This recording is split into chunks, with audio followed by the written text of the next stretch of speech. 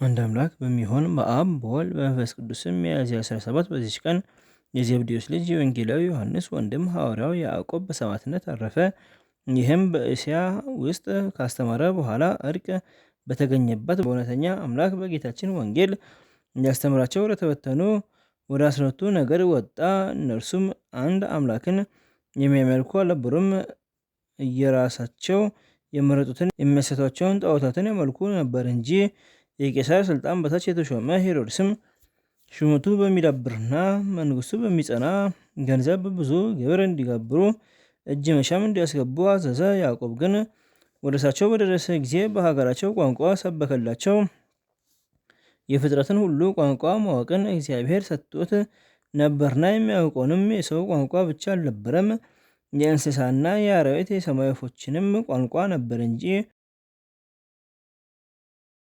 በውስጣቸው በሰበከ ጊዜ የከፋ ስራቸውን ትተው በሕያው እግዚአብሔር በአንድ ልጁ በኢየሱስ ክርስቶስ ሕይወት በሆነ መንፈስ ቅዱስ ነፍሶቻቸውን በእጁ ውስጥ በያዙ በአንድ አምላክ እንዲያምኑ አዘዛቸው።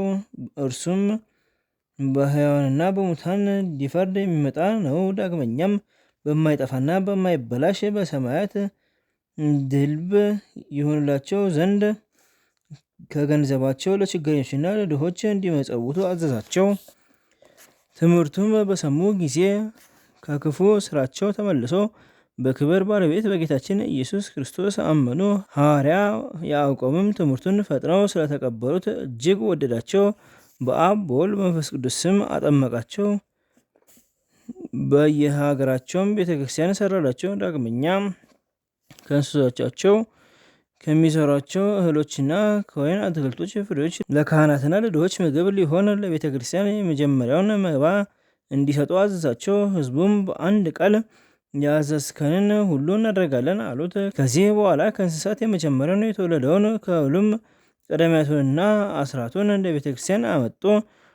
ሄሮድስም ቅዱስ ያዕቆብ ለቤተ ክርስቲያን መባ ይሰጡ ዘንድ እንደሚያዝ በሰማ ጊዜ እጅግ ተቆጣ። ጭፍራ ልኮ ወደ እርሱ አስመጣውና ሕዝቡ ገንዘባቸውን ሁሉ ለድሆች ምጽዋትንና ለቤተ ክርስቲያን መባ እንዲሰጡ የምታዝ አንተ ነህን? አለው። አዎ እኔ ነኝ አለው።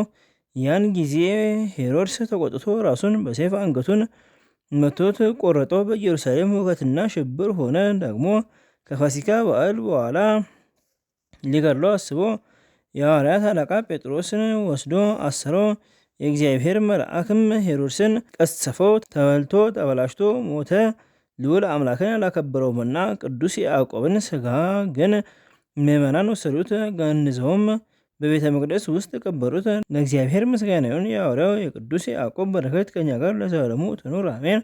ዘአቅረብኩ ማሕሌተ ዘኪርየ ማኅሌተ ተጸምዱ ዘልፈ ለላነብብ ተወከፍ ዘንዴቴ መጽሐፈ እንተረሰከ እግዚኦ ጸሪቀ ምሕረት ወኩፈ ምላኡ ላንተ ተርፈ ነቢያት ቅዱሳን ሐዋርያት ሰባኪያን ሰማዕታት ወጻድቃን ደናግል አዲዮ ነጉሳት የራም ባርኩ ባርኩ በዛቲ መካን እስከ አረጋዊ ሊቅ ሆኑ ሕፃን ለጻፉ ክርስቶስ ተጻፉ ዘይደርስ ወለዛ አንቦ ለስተርጎመ ሳዲስ ወለሰማ ቃሉ በስነ መንፈስ በጸሎተሙ ማርያም አረቄተ ኩሉ ማስ ወሬ ማረን ኢየሱስ ክርስቶስ በቅዱሳኑ ጸሎት ይጠብቀን። በረከታቸውም ከኛ ጋር ትኑር። አምላከን በከመ ትወከ ሰና ወረዘ ሰዓት